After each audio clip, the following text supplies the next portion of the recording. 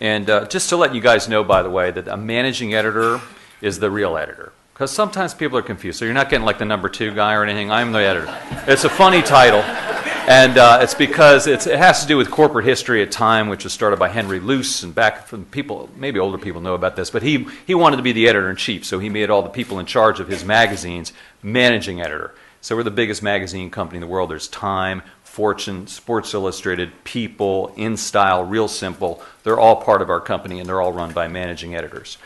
Anyway, it's really cool to be here. You know, I learned a lot when I was at Emory, although a lot of my professors back here might take issue with that. What I really enjoyed most at Emory was sitting on the steps of the school reading the Wall Street Journal. And I loved the stories. And, you know, people would go, tisk, what's going to become of you, boy? You're not really working. But I got a lot out of the school, and I really did. And it was kind of a time in the early and mid-'80s when a lot of amazing drama was going on in the business world. But, you know, I really believe in what one of my favorite authors, Cormac McCarthy, has to say, that everything in your life builds upon every experience you've ever had. So don't compartmentalize. Everything adds up into your life as you get older and older. It kind of waterfalls and creates who you are. And I will tell you, just yesterday, I was visiting with Richard Anderson, who is the CEO of Delta Airlines, and asking him what was going on. And he's a really kind of cool guy. I went to the University of Houston. Don't hold that against him. And I really think he's a very smart guy. And he was saying, and I asked him how business was going. And we talked about Obamacare and everything. I mean, there's so much to talk about, right? And he said, you know, it's going okay. He goes, you know, the airline business is just one great big optimization model, right? And, you know, it brought me back right here to the school, because I remember in this quantitative methods class, the first thing we were studying was airline ticket pricing. And I remember that. And it was like elasticity of demand and all this stuff. Wow, right? It's like my little kids now. Why do we learn this math? We're never going to use it. But, you know, and I was thinking that when I was learning about elasticity. Now I talk about it all the time. And I realized that, you know, I could have this conversation with the CEO of Delta Airlines because of what I learned here at this school. And, you know, understanding was fuel prices and seats and demand and labor unions and interest rates, because it's a high capital intensive business, and on and on and on. Anyway, so you got some good stuff that you're going to be learning. So I wanted to talk a little bit about what we do at Fortune and the stories that we tell, because that's really what we do. And through these stories, we can kind of address all of the, well, not all, but many of the sort of salient business topics of our time. And it is a really great job. I guess what I set out to do when I left Emory was, and I didn't realize at the time, but now I do, was to never work a day in my life. Okay? And the reason why, what that means is because they say if you love what you do, you'll never work a day in your life. And I can't say that's been true every day. Some days my job is a real pain in the ass, and no one can avoid that, right? But really, you know, I don't even think about work. I just go to work, and I'm really blessed and very lucky that way. And I've had jobs where, you know, I remember hearing about hump day. You know, you're in the factory, right? Wednesday's hump day, right? And you know, if you have a job, and I remember talking to Warren Buffett about that. He said, if you have a job where it just hits you in the pit of your stomach, and you just hate you cannot do that. Don't do it. And it's hard. And I will tell you honestly, I did have a job where it was like that. And it was when I was the morning business anchor on CNN. And it wasn't because CNN's so horrible, although there's some issues. Believe me, a lot of issues. But really, the real problem, and I'm not a lazy person, believe me, was getting up at 4 in the morning every single day and working till 8 o'clock at night and never stopping the whole day. And then coming home and being with my kids who were, 6 and 10, and trying to talk to them, and then going to bed at 9, but then having to go out. And it was just, and if you do that and being on TV every morning is like going to a job interview. It's the most important, looking perfect every single day. At one time I was doing the morning show with Tucker Carlson. Do you know that guy with the bow ties? He was subbing in for like Miles O'Brien. and we were doing the show. And there's this power block, which is from 7 to 7:20. There are no commercials. You just hit it straight because that's where the ratings are the highest. And you just bang, right? And so we're doing it. There's a lot of news going on. And then finally the news director goes, okay, going to break. Going out 4, 3, 2, 1. You're clear. And Tucker just goes like this. And I was like, what's wrong? And he goes, so you can't drink the night before you do this job, right? And I was like, well, you can, but you will feel like that. So it's very, very, very intense. And I remember Jack Cafferty. I don't know if some of you know Jack. And Jack would say, he said, the best night of the week. I'm kind of going off on a tangent here. I hope you all don't mind. The best night of the week is Thursday. And I was like, I don't know. I kind of like Friday a little bit more myself. And he goes, no, because you start to like feel the week coming. And I said, what week? And he goes, the next one. And he goes, and Sunday night is the worst. It's the worst. And I was like, God, this sucks. And I said, Jack, if I do TV as long as you do, will I be as crazy as you are? And he said, absolutely. And so I started like pulling back a little bit from doing television. But it's a really cool, exciting career. And morning TV can be very, very challenging. So I wanted to just talk about a few stories. And the first one I wanted to talk, and each one, as I said, is sort of emblematic of what we do. The first one I did was a story about a guy named J.R. Simplot, who was a billionaire living out in Idaho. And J.R. was about 85 years old in the mid-1990s when I figured out who he was. And he had made his billions by figuring out how to freeze-dry potatoes.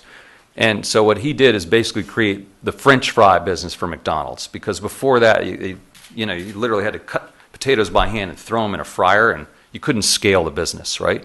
And JR had figured out how to like do it out there in Idaho on those big plains and the high plains, and made a lot of money. He lived there with a bunch of other kind of crazy individuals, and someone had a startup out there in the 90s, a company called Micron Technology, and they were making DRAMs, which were memory chips. And this was basically in the tech boom, and they started taking off, and JR put in like, I forget what it was, $20 million, which was a big investment, and owned like, 20% of the company, let's just say. And Micron sort of bopped along, and then all of a sudden the tech boom happened, and the stock went from $10 to like $180. And I'm just sitting in my office as a kind of a junior reporter looking for something to do. I mean, how do you find a story, right? How do you find a story today?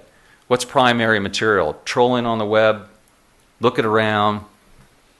Best way to find a story is to talk to someone, right? Get out, and I talk to my reporters all the time. They're online. I mean, there are not a lot of stories online. I mean, you can get a lot, but it's all stories someone else has written already, right? So you have to go out. So I was at a bar on Wall Street. A lot of stories on bars on Wall Street. And Wall Street is a messed up place. The only thing about Wall Street I will tell you that's very practical for my business is it's a giant funnel and a prism. And all information in business comes through there in one form or another. It gets distorted and warped and crazy and sold and bought, but it comes through. And I was at a bar, and this guy goes, I just killed it with Micron, baby. Went from like, 150 to 180 this week. Golden! Going to the Hamptons. Woo! And that's like, that was my cohort because we were like 25 years old, right? That's who the people are, Sound familiar? And hope you buy some of them. It's harder, right? Like Facebook. Wow, what a great IPO that was. But pricing's important. So anyway, we'll watch Twitter. It's going to be good. I was out in Silicon Valley, and the people at Twitter were saying, how's the IPO going to go? I said, how do I know? What are you going to price it? What's the market doing? But I will say, it's pretty clear Twitter is going to be around 5 years from now. And you can't say that about like the sock puppet people back in the 90s too much. But anyway, so I was like, I want to look at that chart. So I went, this guy was telling me, so I looked at the chart, and I said, man, someone's made a lot of money besides this chucklehead that I was just having beers with. And so I looked at the insiders, right? Always look at the insiders. Who owns the stock? And I saw J.R. Simplot, and multiplied his shares by that, just the 101 thing. And I was like, holy smoke, this guy all of a sudden made $3 billion which is even more money back then. Imagine the 90s. Call it like $12 billion. It would be like, Zuckerberg or something, only he was 85, right? And it was in Idaho. And so I called up, and, no one was out in Idaho. I called up out in Idaho, and I said, well, I'd like to come out and talk to you about this. And the secretary goes, sure, come on out. The hell, New York? Really? And I said, yeah, I'm from New York. They said, come out to Idaho. And so, that's always a great part of my job, which is to, like, at that point, there was before these things, so you'd literally just get a map and, go and get a car and, like, right?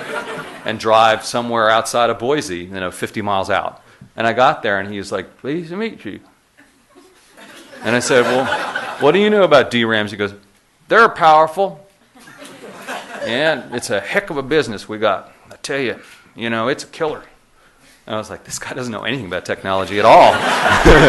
But, he's kind of hit the jackpot. And so we drove around in his Cadillac through his feedlots. And he goes, let's get out here. And he goes, see all that? And it was really flat. And he goes, I own it all. Everything you can see. It was so I was like, this is a great story, right? I mean, because it's just cool, you could just tell it. And see how it's a great story today. You can just that's a story. What's a story? And so then he goes, you meet the boys. And I was like, who's that? And he goes, directors. And I was like, okay, the directors. Yeah, yes, there were no women, believe me. And so I went out, I met the directors. He said, you look like all right. So he said, let's meet tomorrow morning at this, diner, 6 a.m. We'll have some buffalo burgers and then get up on the airplane. And I was like, all right. So much for like selective disclosure, PR people. Oh, this is like a field day, right? I'm like, yeah. So we're eating these buffalo burgers, and we get up on the airplane, and I'm like, where are the barf bags? Because it was like, it was just like all over the Sawtooth Mountains. The guy's like, yeah. And then, I'm asking about it, and then later, they wanted to drive down to Colorado. Not Colorado, it was Wyoming. Got my states mixed up. Anyway, there were some hot springs, and they wanted to go skinny dipping down there. And I was like, no. Later on, they convinced the photographer to do that. And the pictures in the story are like them naked in the hot springs with cowboy hats on. It was cool. It was a lot of fun. And, I could tell you, like, just more and more about that, but I was pretty young at that point, and all I had to do with the story was just type. There's really nothing, you didn't have to think about it. You just wrote what happened. And then my boss was really psyched and said, he goes, John Huey, who's an incredible journalist who's from Atlanta, who grew up here, he said, you just hit that ball, and it's like, you just hit it, and sometimes when you hit home runs, it's like a line drive straight. He goes, this one just kept rising and rising and rising, right? And I'll never forget. I was like, wasn't that great to have your boss tell you that? So I guess the lesson there is just, talk to people, go out, look at charts, put it all together. Just always keep thinking creatively that way. The next story I want to talk about is I want to ask you all a question, and this is starting to, people know the answer a little bit more, but a few years ago they didn't know the answer at all. Who is the richest woman in America? So I can hear some people saying Alice Walton, right? It's Alice Walton by a very long shot. Now, people didn't really know that so much about 7 or 8 years ago when I started, when I sort of figured this out. And actually, I got this from, I love this, the way I got this story was looking at your competition, right? Look at your competition. What are they doing that you could do better? I looked at I call it the F-word magazine. It's unfortunate the F-word magazine also starts with F-O-R. That's Forbes. Okay, so they're out there. And they had their list of rich people. It's a funny story. We had that list decades ago. It's called, the Fortune list of America's richest people. And some genius at Fortune decided that the list was too imprecise for us and we would abandon it. And Forbes said, thank you, and took it. And now the Forbes Rich, that's how they got the Forbes Rich list, so they did it to us. So I decided I'm going to do something to them. That was decades before me. But anyway, I'd always look at that Forbes 400 because frankly and honestly, to their credit, that's a really interesting thing to look at. And it is very inaccurate. And I know a lot of billionaires who are like, ha ha ha, they didn't find me. That's like a whole thing. Believe me, the 1% in America, it's like a great sport for them to avoid being on that list. Although there are a lot of billionaires who try to get on that list who are bullshitters, if you'll pardon the expression, and like, what's your net worth? Well, Donald Trump, it's like, here are my assets. And you're like, yeah, but what's your net worth? Right? Like, can we subtract your debt out, please? I don't know whether he's on the list or not anymore. But he, that's what real estate is all about, that. I mean, Forrest does a pretty good job of that. I mean, and it's fun. But I looked at the Walton family, and they were always like, it was this list every year that's like, there was Bill Gates, Warren Buffett, whatever. And then like at number 4 was this thing that just said the Walton family. Right? It was like Alice and Rob and John and, Helen was Sam's widow. At this point, Sam had passed away.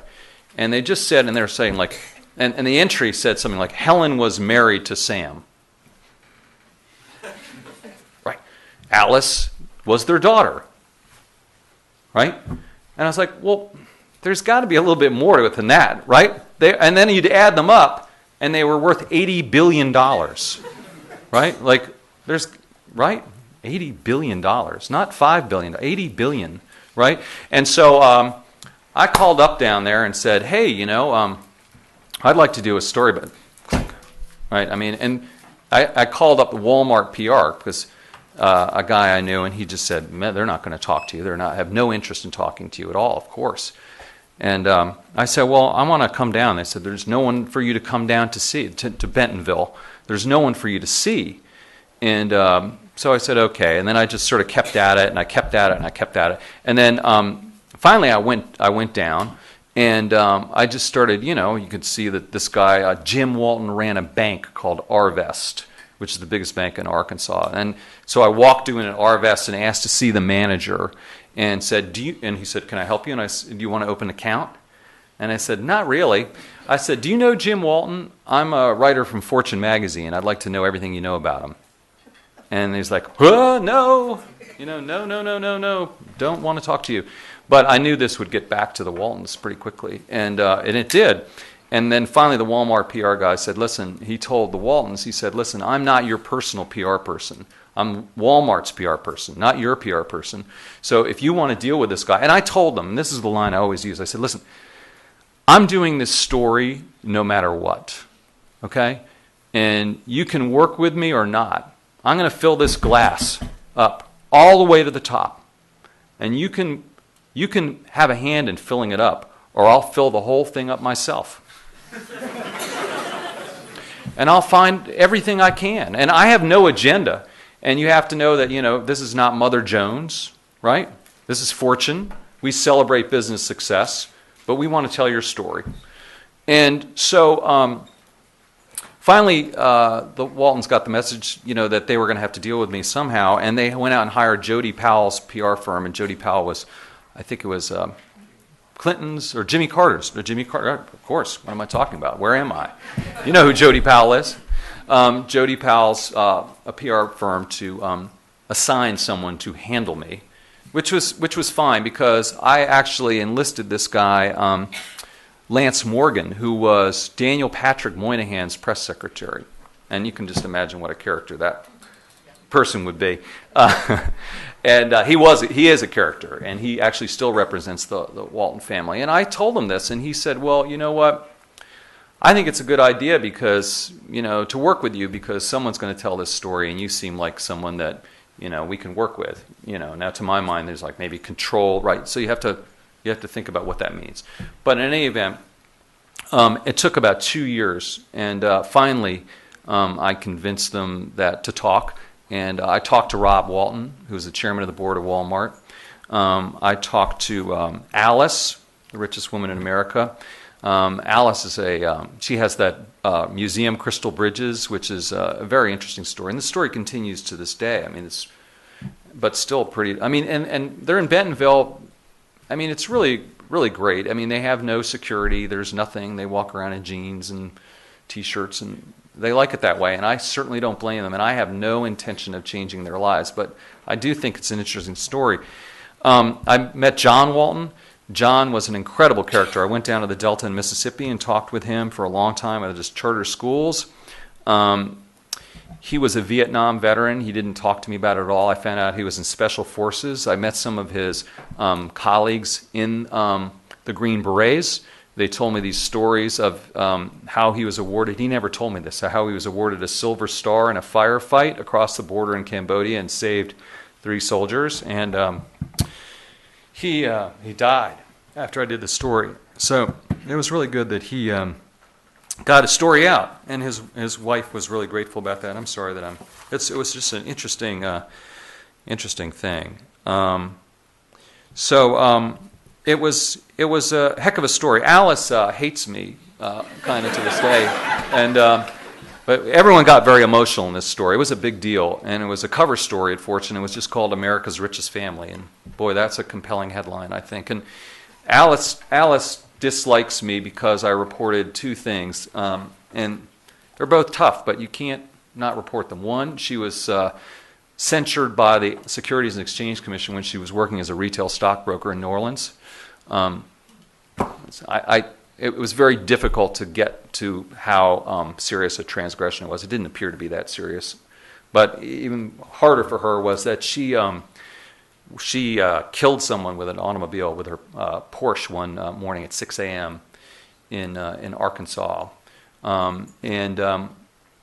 I talked to her for a long time about that, and I said, Laura Bush, it was a complete accident, but I said I couldn't tell Laura Bush's story, her biography, without including that. It wouldn't be right, and it would undermine all the credibility of my story, and therefore undermine her credibility if I didn't report that.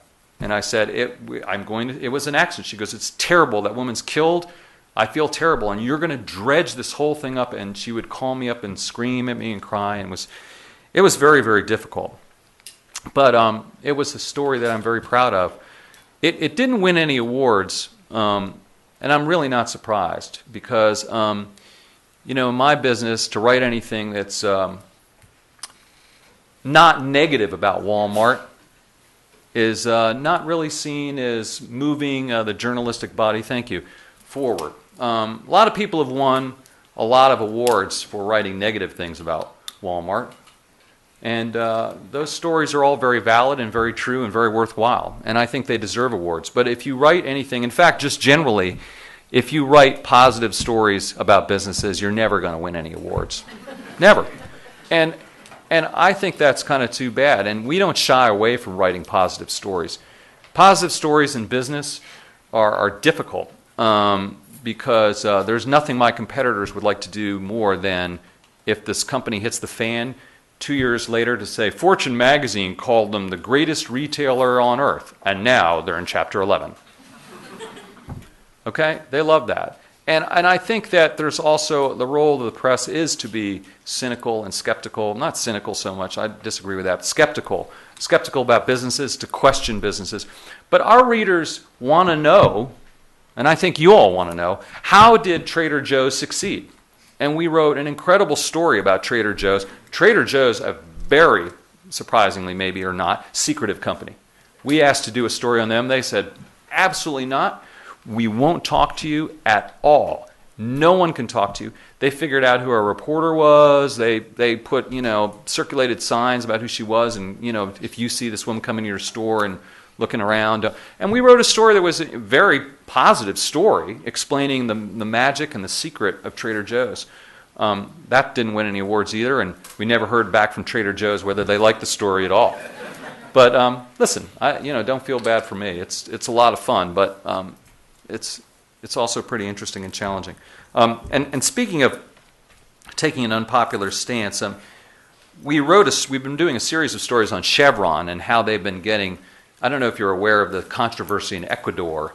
And we've sort of taken the position that, and this is an impossible storyline, that Chevron is being taken advantage of and abused. It's laughable, right? It also happens to be true. And, but when you see it on the face of it, it's the indigenous people of Ecuador are being abused by this horrible oil company. And it's the settlement, and Chevron has really, screwed these people over and spilled oil all over Ecuador.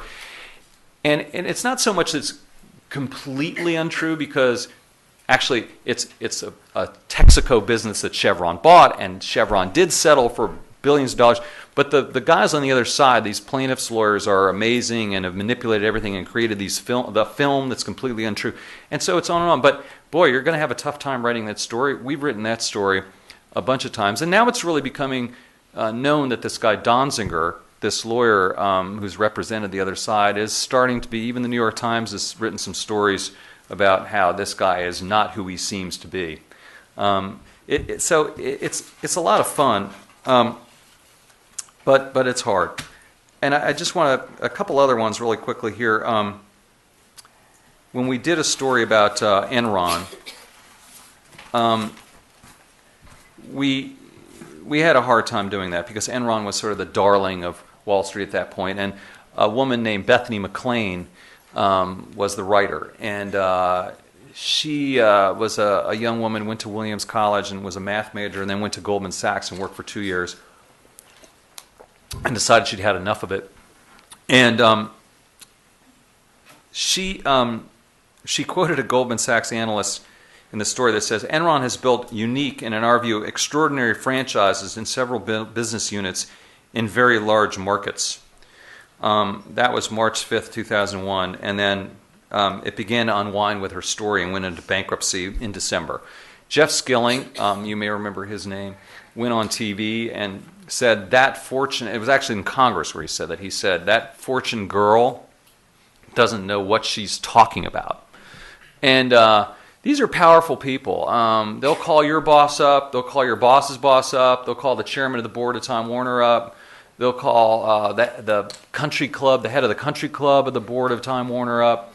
They'll call everyone up. I remember I had to sanction a writer who was working on Alan Greenspan's biography. And then this guy got mad at me and said, well, I can't write Alan Greenspan's biography anymore because you've made me too upset.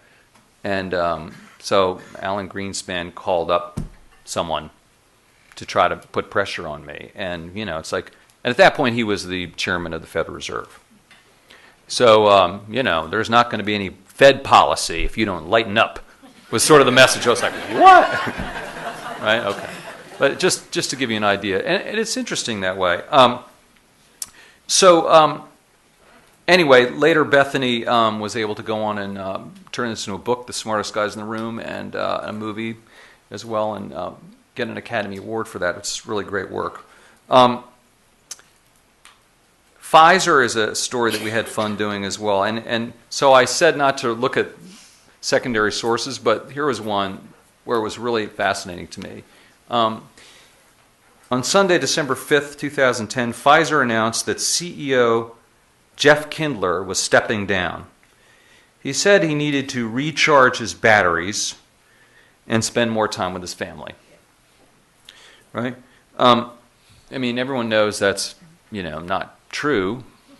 You just don't leave like that, right? And it was on a Sunday. And so I kind of went like this, sigh. I said, I'm sure that's a story and I'm sure I'll read about it. The problem is, we come out every 3 weeks. The Wall Street Journal comes out every day. And that's something that's actually been an advantage for us because with the web, we've always been competing with something that's very urgent and more frequent than us, which is the journal. So we know that we have to do the long ball. We have to do the deep dives in the narrative. So when I saw this Pfizer thing, I said, well, the journal's going to figure this out, and they're going to do a great story about, what really happened. And so I just waited. What was it Ken Jeong says? Wait. I just waited a little bit, waited a few days. Nothing. So Jeff Kindler just wants to recharge his batteries. So I told my two reporters, go.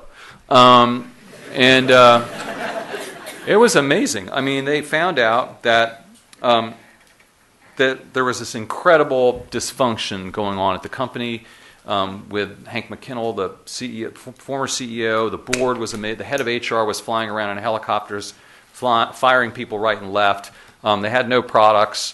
Kindler was begging for his job in a airport hotel in Orlando. He flew. I mean, all this drama. It was incredible. And it took 4 months, 102 interviews, and won a ton of awards. So you always you always have to just keep looking everywhere for angles. And so I can't tell you that there's a magic formula. The last story I want to tell you about is something that I have spent the most time on over the past, I would say, 5 to 10 years. It's really one of the stories of our time, and that is Apple and Steve Jobs. And it's been really amazing and sort of sorting through the reality distortion field. And, it's been 2 years now since Steve passed away.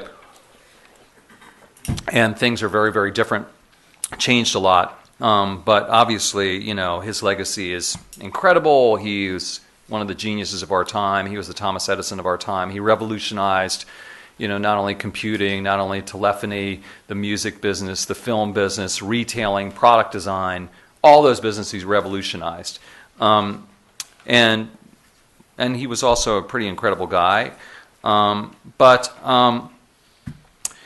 he was a very difficult person. And Steve believed very vigorously that the means justified the end. He would do anything to make things happen for him and for Apple. And he would do things that were unethical, and he would do things that were not above board. And he would lie, and he would yell at people and bully people. And, I got a chance to ask him, is that really necessary? And I remember looking at him and he goes, I don't know. And I was like, I do know. You don't have to be an asshole to be a genius. You're like, and that was all fine. And again, what an incredible story and incredible stories for us to write about all the time.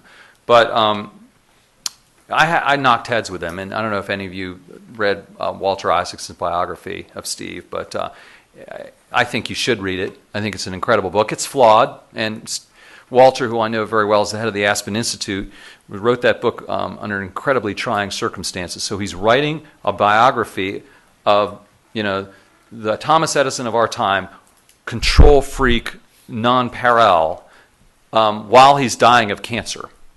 Okay, and he wants to get it out quickly. So consider that. It's really pretty amazing. So Steve came and visited Fortune to show us the iPhone in June of 2007, and that was before the phone was introduced. It's amazing how time has flown by, right?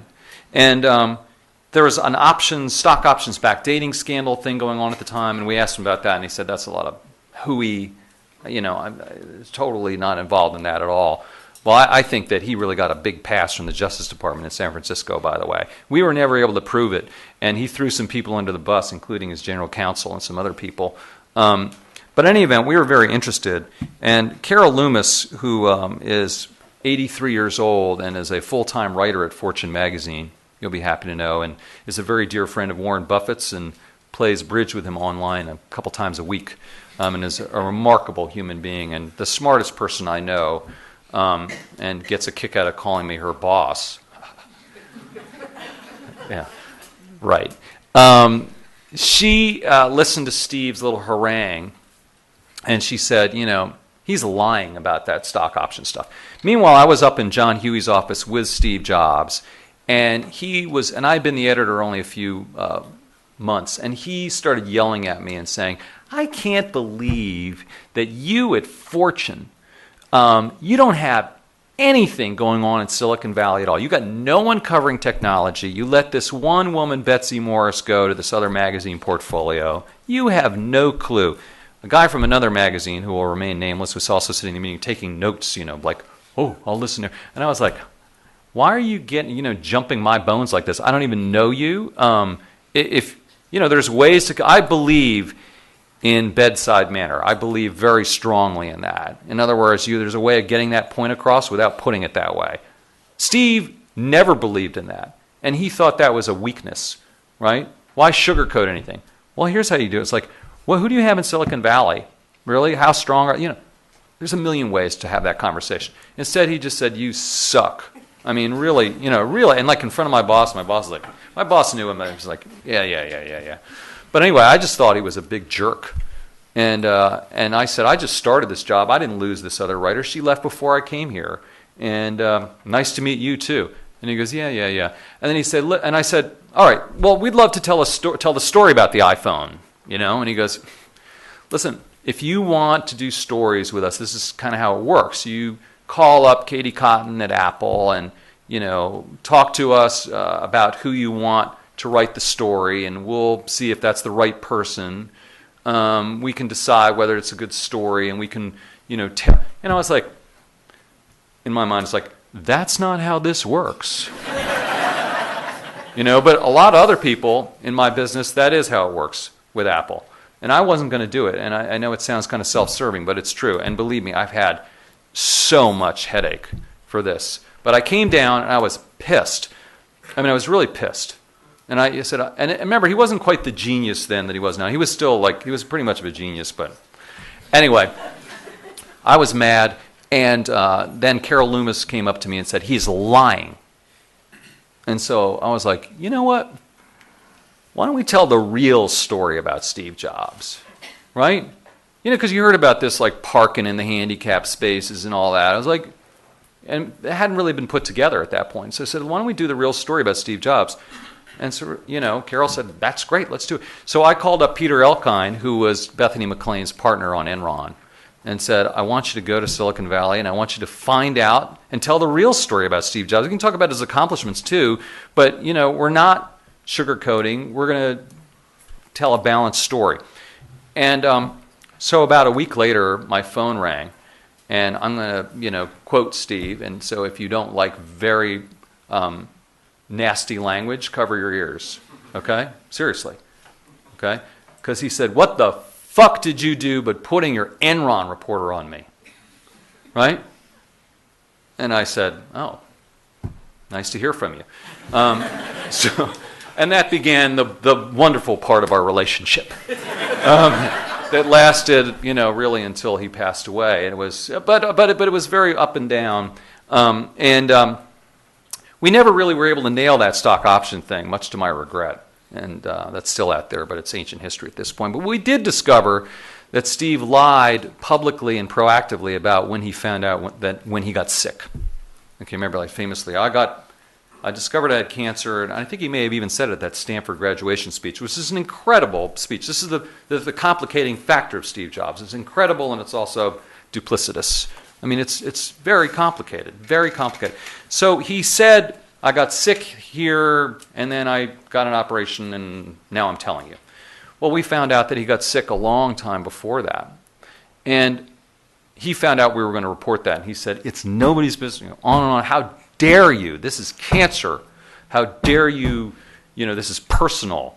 And I said, well, it is salient. It's important. It's salient for a public company when you're the CEO of a public company. You know, we can debate this. And I said, but not only did you not tell people about it, but you proactively lied about it, okay, which is like a whole nother level, right? It's not omission. It's more than that. So we went on, and then he said, all right, I'll tell you what, you kill that story, and I'll convene a panel of CEOs, myself, Larry Ellison, Andy Grove, other people who've had illnesses, and we can sit down and hash this thing out. And I said, that's fantastic. I would love to do that in conjunction with this story. No, I'm not going to kill my story for that. It's really cool. And it is an incredible debate, because if you get a hangnail, you don't have to tell anybody. If you do have terminal cancer and you're going to die in a week, you have to tell your shareholders. It's pretty clear. So then it just got crazy, and he'd invite me to say, come on, anytime you're in Cupertino, just come on over and we'll talk. And I was like, what? So I asked a friend of mine, Dave Rue, the head of Silver Lake, I said, what's that about? And he goes, oh, you're in trouble now. That's the friendly phase. And he said, and he said, when Steve is, being really friendly, then, you're dead. So I went over there, and I was like, great. And we were, iTunes was out by then, and I was kind of into Grace Potter and the Nocturnals at that point. I don't know if you know Grace Potter. And I just discovered some friends who knew her. And I said, she'd be great for an iTunes commercial. And Steve was like, really? Tell me about her, and writing it down. And I was like, okay. And then I realized, later, he's like, Grace Potter is never. And I told Grace Potter that. I said, I torpedoed your chances of ever being in an iTunes commercial because, I recommended you, and he hate me. Anyway, so it just went on and on and on. And I'll just tell you two more components of it. He then called up Joe Nocera at the New York Times, who's a pretty good friend of mine, used to work at Fortune, and said, I want to tell you a story about Andy Serwer. And Joe said, okay. And he said, I offered Andy Serwer the opportunity to convene a panel of CEOs to talk about illness and disclosure to shareholders, and he refused to do it. And Joe called me up. He was writing a column, and he said, is that true? And I said, yeah, as far as it goes, except he left out one very important fact, that it was a quid pro quo to drop the other story in just a minute. So that's the kind of stuff that I was dealing with constantly with him. We put the story out. It was an award-winning story. It was balanced. It said he was a genius, but it said he was a flawed one, like many geniuses are. And you don't want to say that because it's sort of like a cliche. But that he was an incredibly complicated, incredibly nuanced character, one of the biggest characters of our time. I mean, really, and I still think that's true. The last time I saw Steve alive was in the early spring of 2010, where he came by our offices to demo the iPad. And we'd heard that the iPad was coming out, and thought it was going to be pretty cool and was amazing. And we were kind of thrilled that he was going to come and see us. And he came, and there was a bunch of other editors from the other timing publications. Rick Stengel, the editor of Time, and Terry McDonald, the editor of Sports Illustrated. And he showed it to us, and it really was a golly gee whiz moment. And Terry McDonald, who's a terrific guy and a super brilliant editor, one of the greats in our business, said he had worked a lot on producing a tablet format of Sports Illustrated. And because we didn't have the iPad, it was on a laptop. It was formatted for one of these because there were no tablets. But he was but Terry saw it coming, and you're going to be able to swipe and do this, and we demoed it. And I remember showing Bill Ford in Detroit for some crazy reason. I have no idea why we were showing Bill Ford, but he thought it was cool. Oh, I know, because we were the ad sales team to show Bill Ford to put Ford ads on this tablet. I mean, it's just amazing. It seems like old times. It was 2010. And so we asked Steve, for instance, what he thought about the SI, the Sports Illustrated demo that was going to be adapted to the iPad. And we said, did you see that, and what did you think? And he goes, I saw it. I thought it was really terrible. Really terrible. And we're like, and he goes, oh, did someone in this room make it? It was classic.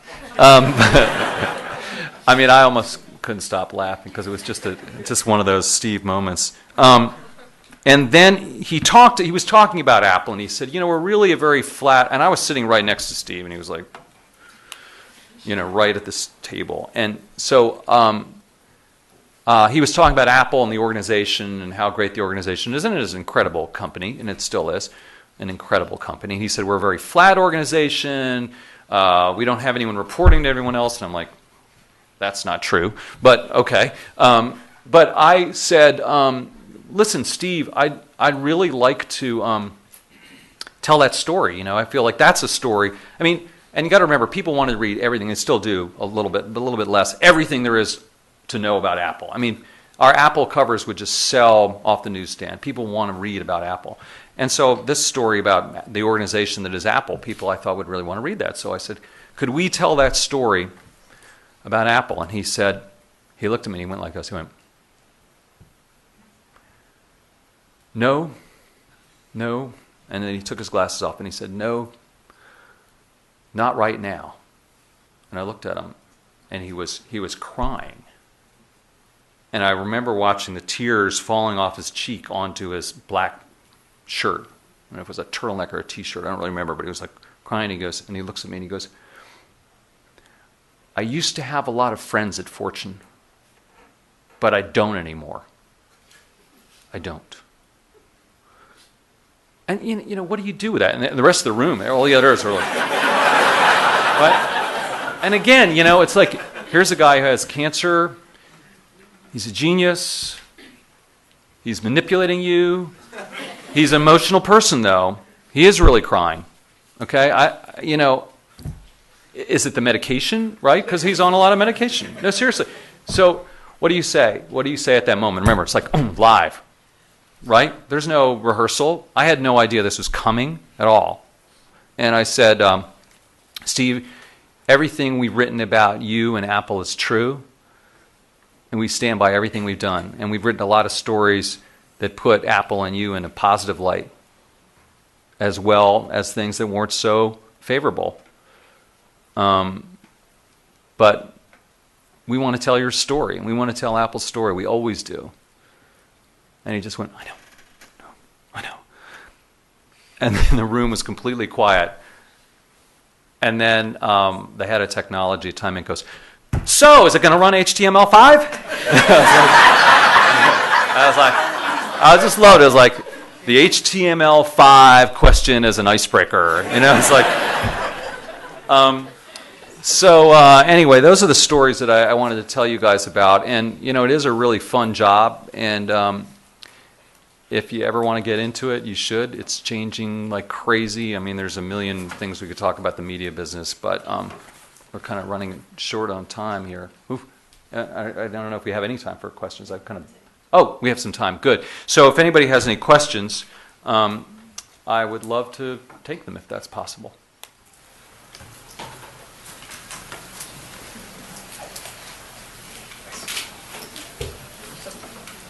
Oh, yes, sir. AOL Time Warner, Jerry Levin, Steve Case. Were you in the middle of that merger? It's ancient history, but I think it's still sort of interesting and relevant. Yeah, no, I was, and that's you mean the world's worst merger of all time? The reason I can never retire? Yeah. The destroyer. Remember what I was telling you about the stock went from 10 to 180? Well, that's that stock, and then it went from 180 to 10. Time Warner stock, which is bought by AOL. Yeah, that was I could talk for hours and I won't, but that was a crazy time, and it's still going on today. You know, they build up companies during bull markets and take them apart in bear markets. And at one point, Time Warner was the biggest media company in the world, which is AOL, Time Warner, the Warner Brothers, the movie studio, TBS, Turner, CNN here, Time Life, the magazine company, Warner Music. And the book publishing company, Little Brown, it was huge. And my good friends Stuart Epstein and some other people at Morgan Stanley put all that together by showing them decks. The bankers came in with decks and said, scale. Such a lot of hooey. And they got paid fees with every transaction. Have you considered banking? They got paid fees with every transaction, destroyers of value. Those people, many of them.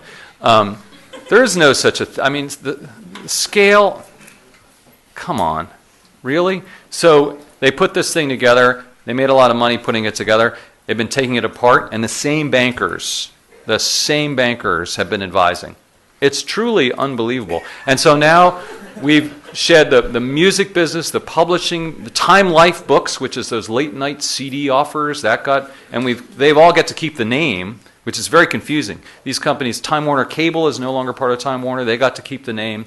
AOL, that's been shed. And now, to bring it full circle, our magazine company, which is now going to be called a media company, right, is going to be spun off in the first quarter of next year. Of course, we were the original Time in Time Warner, right? Time Magazine. So they're going to call the new company Timeless Warner. It's going to be the company's going to be it's going to be focused on television and movies. So they're only going to own Warner Brothers and TBS and HBO, which actually also came from Time. And Jerry Levin's gone all California, out in the West Coast, and Steve is still around, kind of, redeemed himself with Revolution, and people kind of forget his past. And I don't know exactly if Steve Case is a villain, but there were a lot of people at AOL who were not so cool. And I can say that just in terms of accounting practices. Let's just leave it right there. But anyway, interesting. That's the thing. It's all stories, right? It's all stories and drama and people. Anything else? Any other questions? One back here? Yeah, what are the biggest trends I do some of that. That a job seeker in the media industry should What's that? What are the biggest trends that a job seeker in the industry should know? Well, it's all about disruption. I mean, the whole thing's just getting blown to hell. It's really true. And, it's all about the internet. Every business has a disruptor, right? And, I look at sports. I look at Sports Illustrated and ESPN. ESPN's an amazing company. You have to really look carefully. I mean, ESPN's a juggernaut. Bleacher Report is a big-time disruptor. A lot of what it does is bogus. It's just like, I hate it because it's written by, the things are written by people who know less than me about the subject, and it's a slideshow. And it's like, how many times am I going to click on that? It's like just bogus. People are starting up new things like Bleacher Report. Now they're going to start to do real original content. Politico is for real. A lot of these things are venture-backed, though. They're just looking for an exit strategy. HuffPo was one of them, right? Business Insider is out there. You guys probably look at that a little bit from time to time. Like 10 weirdos on Wall Street. Another little slideshow for y'all, huh? Did you click through that? You're just, what you're doing is you're building their audience. No, they're starting to do original content. Print is not necessarily where you want to go, believe me, if you're interested in a job in media. TV's getting disrupted too. I mean, it's just amazing with Arrow and companies like that. I mean, and video and YouTube is. You want to go to a good media company, go to YouTube. I mean, YouTube is it's already a juggernaut, and it's getting bigger, and it's amazing what they can and will do. So there's a lot of options. Question. Yes. Wall Street Journal became part of the News Corporation. Mm-hmm. Is that a good thing? Well, it sort of depends on what you think of Rupert Murdoch and his politics. Is he a citizen? I think he is. He's Australian by birth, but I believe he is a naturalized U.S. citizen. Yeah, I mean, well, the Journal, it's probably a good thing. I mean, Rupert's changing the Wall Street Journal, so it's going to compete nationally with the New York Times and be less of a business newspaper. They say they're going to be business and national and international news too, and I think they are. It doesn't have a P&L really anymore, which is probably good for a lot of media companies like the Washington Post with Jeff Bezos. I wish he'd call me up. And I think that, I talked to Jerry Baker, who's the editor of the Wall Street Journal, and, because they used to have conservative editorials, but the news on the front page was playing it straight, right? And I said, come on, is news on the front page of the Wall Street Journal still straight, or does it have a political orientation? And I said, I think it has a political orientation. He goes, people like you just keep looking and looking, and he's a Brit, looking and looking and looking for it, but it's not there. And I said, I think it is there. I think it might be there. But I don't know. That's impossible to answer that question. Is it a good thing? If you're a politically conservative person, you might say absolutely. If you're just a plain it straight journalist like me, I would say probably. There are a lot of people who left the Journal who said, "Oh, I could never work for Murdoch." All of us can't be that lucky, right? Another question? If you had to choose, who would you say was the most interesting character you've come across in your career? And if it was Steve Jobs, was there ever a redeeming moment? What's that? What about? Was there ever a redeeming moment if it was Steve Jobs? Yeah, well, listen. I could talk to Steve. That was the weird thing. I mean, he's so brilliant. I mean, every moment that I spent with him, I really treasured because he was incredibly. I mean, he would just say the most obvious things that were so insightful. Like, why does everyone sit there when it's there? Like, that is where all the action is, right there, where that woman in red is sitting, right? Like, that's where it is, and not here. And you'd be like, oh yeah, God, how did I miss that? So he was really amazing. There's so many amazing. I mean, that is really the most amazing part of my job is being able to call Warren Buffett up and go out there and sit down and talk to him for I like buying him a steak dinner. That's always a thing. He goes, I love that. So I always save the receipts. It's like a big ha ha ha and like but like Mark Zuckerberg is incredibly smart. You know, I spent time with him. He's just a brilliant guy, you know, and it just gets smart. You know, like Facebook is amazing. I mean, just having Sheryl Sandberg as a COO, who would do that? Again, thinking out of the box. That doesn't make any sense. Having a COO that's that public. What does she really do? She writes this book. She's not doing it. Think about what it's done for Facebook in terms of women, young people. It's amazing. She works really hard there. Buying Instagram was brilliant. You know, it just got them into mobile right away. So, you know, and you can just listen to people like that talk all the time. And, you know, Mark Andreessen, I'm just looking here, Jack Dorsey. I mean, that's what's really cool about it. You just get like this view into all these people's lives. And, you know, I don't know. That's what keeps me going. You know, it's just, but it's very competitive. But it's fun to be able to pick people's brains like that. Yes. We've most recently been taught that it's most important for us to be able to tell our own story, and that's really going to be the success. Can you talk a little bit about how that's helped you succeed in your career? Yeah. Well, first of all, public speaking I don't know how much of it you guys do here, but it's, you know, presenting and stuff is like absolutely, which is not exactly the same thing. I'll get to it, but it's just one completely critical, absolutely critical. You can't do enough of it. I mean, just keep doing it. Present, talk, be yourself, be normal, be natural. Just go. You're always going to have to do it. I don't care if you work for, you know, J.P. Morgan or if you work for Twitter. It doesn't matter. You're going to have to be able to do it and be assertive, think differently, be confident, all that stuff. But yeah, telling the story. It's kind of like it's gotten a little trendy almost in a way. It's like, you know, storytelling and everyone, you know, everyone's a media company now. I was down with Bea Perez at Coke yesterday, who was the CMO, and now she's kind of the head of sustainability there.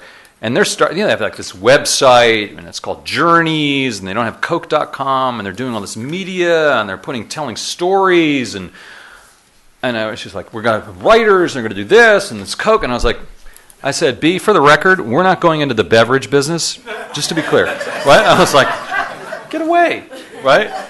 But it is important. It's something about self-awareness, communication, confidence, and I think a very undervalued trait is knowing yourself and knowing how you come across. I mean, EQ is just so incredibly important. You know, it's like understand yourself and how you come across to people in the workplace. And then, you know, if you're not good at something, work on it. You know, really, it's, you know, preparing. I mean, Steve Jobs, again, you know those speeches where you go like, I'm going to talk to you today about an amazing new phone.